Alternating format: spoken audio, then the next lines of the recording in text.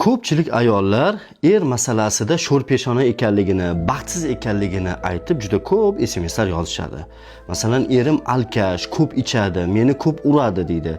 Yoki bo'lmasa, erimni xiyonat ustida ushlab oldim. Instagramda begona ayollar bilan yozishayotganini, yarim yalang'och qizlarga like bosayotganligini, yoki bo'lmasa, telefonda begona ayollar bilan gaplashib sevgi sor qilayotganligini, Telegramda yozishib qolganligini ushlab oldim deydi. Yoki ba'zi ayollar aytadiki, erim pul topmaydi, nodon, ahmoq, menga umuman qaramaydi, men topgan pulni yeb, ichib, qumor o'ynab yuradi deyishadi va ajrimni yagona yo'l sifatida qabul qilishadi. Men ajrashmoqchiman, nima qilay, maslahat bering deb juda ko'pchilik yozishadi. Hurmatli ayollar, agar sizni ham eringiz alkash yoki qumorboz yoki xotinboz yoki begona ayollar bilan ko'p yozishadigan, sizga xiyonat qiladigan bo'lsa, yoki betavfiq bo'lsa, yoki bir hidoyatda emas, yomon yo'lda yuradigan bo'lsa va bu holatda 3 ta, 4 ta farzand bilan yoki bitta ikkita farzand bilan bo'lsa ham ajrashishni hayolingizga keltirmang. Chunki ajrashishdan avval qiladigan ishlar bor.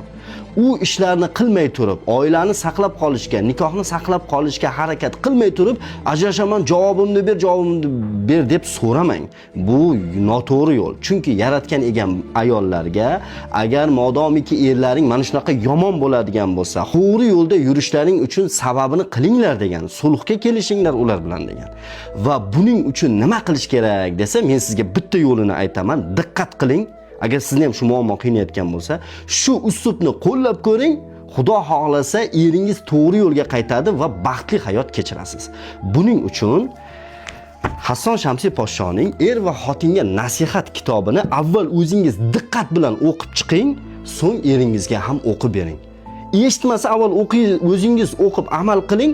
Xudo xohlasa, nikohingiz juda go'zal tomonga o'zgaradi. Eringizga ham yaratgan egam hidoyat qilib to'g'ri yo'lga qaytadi. Yo mana shu kitobni o'qib baxtli hayotda davom etasiz, yoki ajrashib hayotingiz rasvo holatga aylanib ketadi.